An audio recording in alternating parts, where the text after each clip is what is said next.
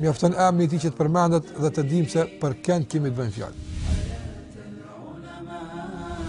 Sheikh Ibn Baz rahimullah na mësoi se si duhet të jetë me të vërtetë një njeri i pandryshuar, edhe pse ndryshojnë pozitat dhe gjendjet që ai sillet në jetën e kësaj bote.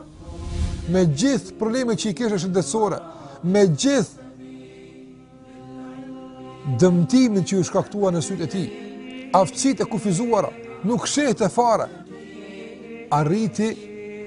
Arriti që të bëhet i shquar në një lëmi që duhen sytë aty. Shtronte sofër të drekës çdo ditë në shtëpinë e tij. Çdo ditë shtronte sofër të drekës në shtëpinë e tij. Madje nuk kishte nevojë që të kërkohet leje për të hyrë tek ai kurr. U prek shumë Ibn Bazi nga kjo fjalë. A dini si ku është ndëruar çfarë tha? Tha, për çfarë drekë është ajo që nuk ka të varfër në të? Po çfarë sofër është ajo që nuk ka të varfër në të? Nuk pranoj kurrë. Të tha, po dashën ministrat të vinë, le të vinë, mirë se vinë. Por unë nuk e përjashtoj askën nga sofra ime, madje nuk pranoj të ulëm një sofër të tillë të përzgjedhur që i varfrit dëbohet. Nuk shikonte dikë më tepër se dikën tjetër. Nuk lejonte kurrë që në tubimet e tij ndokush të prekej, të ofendoj, të nënçmoj, të përbuzej. Nuk lejonte një punë të tillë. Asnjëherë nuk e barte problemin e rrugën në shtëpinë e tij. Asnjëherë nuk e barte shqetësimin e punës dhe ngarkesën e punës në familjen e tij, nuk e bënte këtë kurrë. Dhe për këtë dëshmojnë punëtorët e tij dhe dëshmon familja e tij. Tash Ibn Baz rahimullah ka jetuar për muslimanat dhe të gjitha pozitat që i kishte, madje të gjitha të holla që i kishte. Të gjitha këto i fuste në funksion për dobinë e muslimanëve. Madje dhe lufta në Kosovë kur u bër, shikues ndëruar, shkrau letër e njohur, shkrau një letër të njohur ku kërkonte nga qeveria e Arabisë Saudite dhe kërkonte nga populli përgjithësi që t'japin tëra që e kanë për financuar shoqatat që punonin në Kosovë, për ndërtimin e Kosovës, për të ndihmuar Kosovës dhe me emrin e përmend të Kosovës.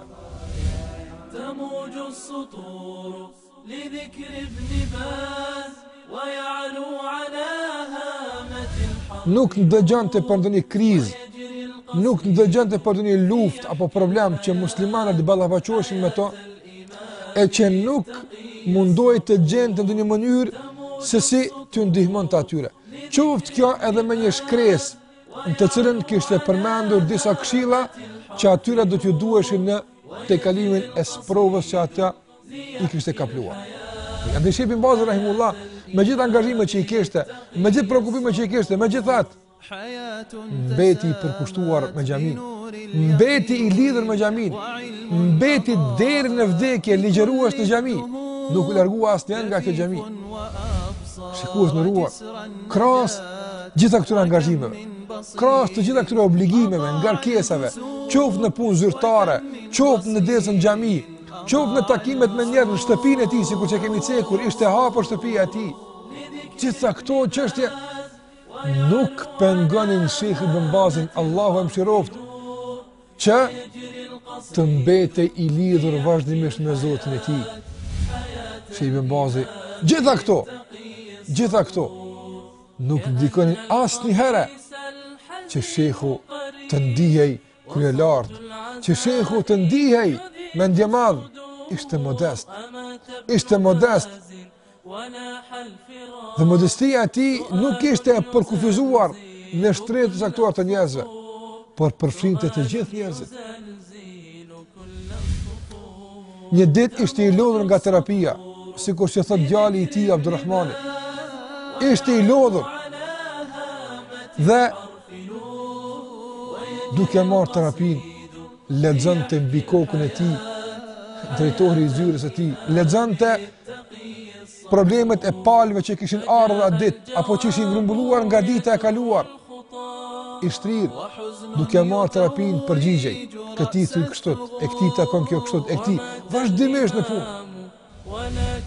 Betom në Allahun e Madh, se Ibn Bazi kishte mundësi të jeton të jetë shumë komote, shumë rahate, shumë të mirë, larg problemeve. Kjo është e mundësi. Por nuk e dëshiroj këtë. Nuk ishte njëri i pushtetit, nuk ishte njëri i komoditetit, nuk ishte kështu Ibn Bazi. Ishte njëri i umetit, njëri i muslimanëve, njëri i popullit, për ta jetante dhe për ta angazhoi. Thot drejtori i zyrës së tij, ky që kishte përcjellë vazhdimisht. Thot 2 ditë para se të vdeste. 2 ditë para se të vdeste vetëm përcjellë namazet e tij. Nuk lënte as sunetit. Ishte shumë i lodhur, shumë i smur. Asnjë sunet nuk e lënte. As namazeve, as të dhikrit, madje nuk lënte as namazin e natës. Falte pak, disa recate, por nuk e lënte. Posa u lemrua për vdekjen e tij, u përhap lajmi të gjitha anët e botës për vdekjen e Ibn Bazit, Zoti i mëshiroft. Dhe ditën e nesërme u la, u mbështjell në qefen dhe u dërgua në Mekë për t'u falur gjenazën. U dërgua në Mekë për t'u falur gjenazën dhe thonë ata që e kishin përcjellur këtë gjenazë, ata që ishin kujdesur për këtë gjenazë, thonë se janë mahnitur nga grumbullimi aq i madh i njerëzve, i një turme aq të madhe të njerëzve, duke pasur parasysh se nuk është lajmëruar zyrtarisht për kohën e varrimit të tij. Nuk dinte gati askush.